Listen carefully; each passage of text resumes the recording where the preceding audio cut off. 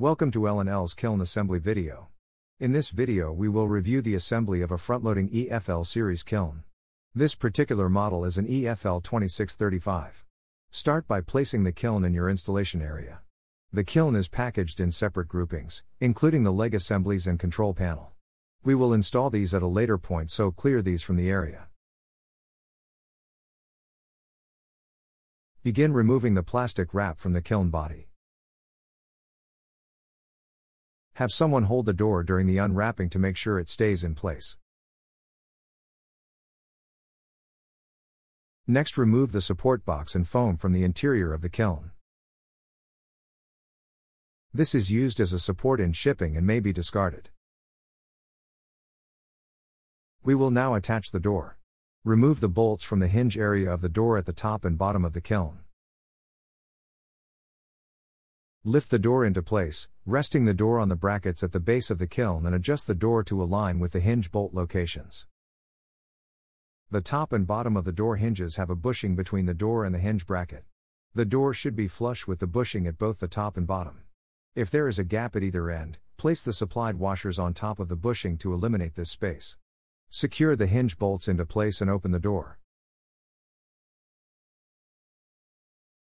You may now remove the metal brackets that were used to support the door during installation.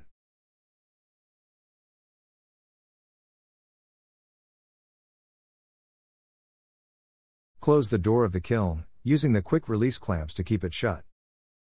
Lift the kiln to a height slightly higher than the length of the legs. Use a high lift pallet jack or forklift for this installation. Install the 4 legs at the corner locations of the kiln.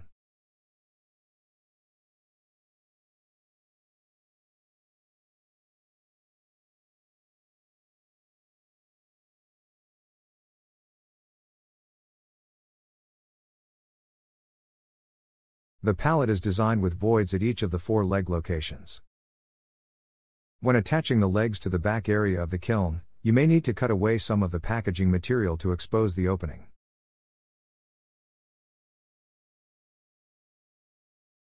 Install the remaining 2 legs and slowly set the kiln onto the floor.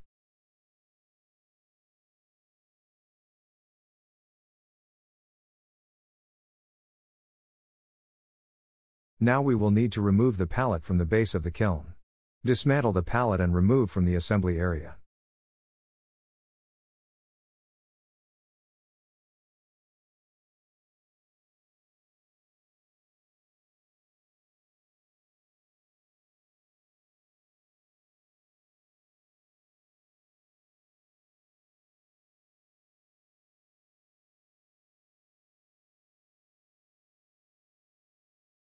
Attach the remaining parts to the base assembly as shown.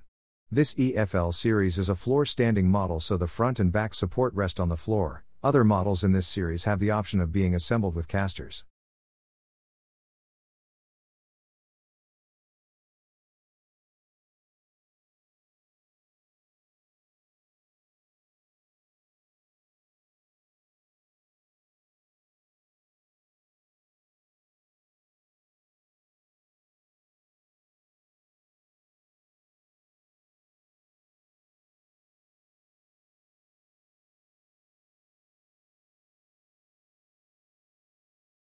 After the leg assembly is complete, we can install the ventilation system.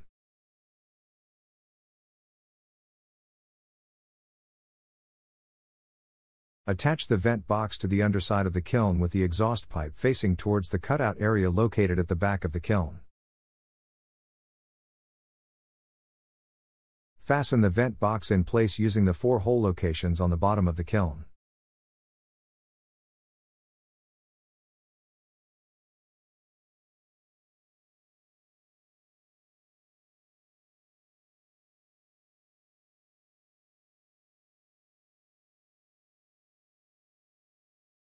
Attach the flexible duct to the exhaust pipe and out to your ventilation fan.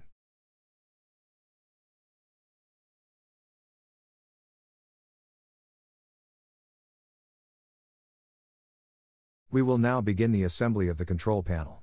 Remove the 2 screws at the top of the element box and set them aside.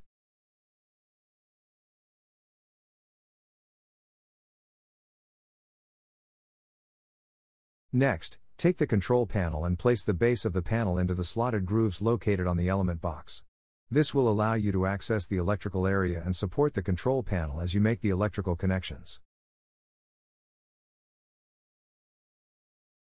First, unscrew the bolt above the slotted area and connect the green ground wire from the control panel to the element box. The remaining electrical connections are labeled. Match the labeled electrical connections with their corresponding label. Make sure to fully insert the spade connectors.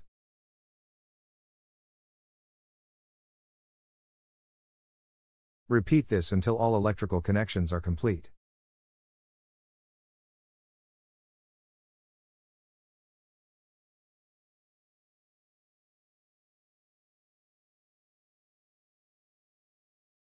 Make sure to tuck all wires into the control panel before closing.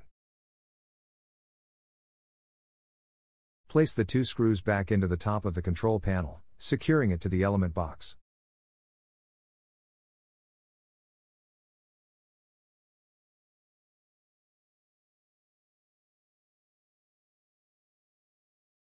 Last, we will connect the auto shutoff on the door. Screw the auto shutoff mechanism at the location below the lowest door latch. Screw in the 4 corners of the mechanism and check to hear for an audible click sound when the mechanism is engaged. Adjustments to this mechanism will be featured in another video. You have now completed the assembly of your eFL 2635 front-loading kiln. You can now get your kiln connected to a fused circuit by an electrician. Should you have any additional questions, please reach out to our technical team or find additional information at hotkilns.com.